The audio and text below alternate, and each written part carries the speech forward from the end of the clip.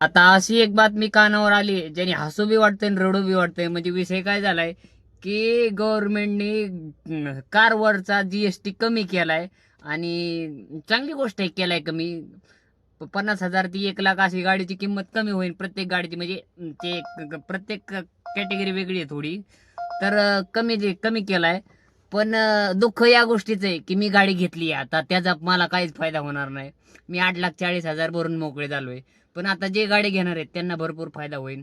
चांगलं 50,000पर्यंत तरी गाड्यांच्या किमती कमी होतील एवढं नक्की आहे. का तर जीएसटी 28% वरून 18%वर आलाय.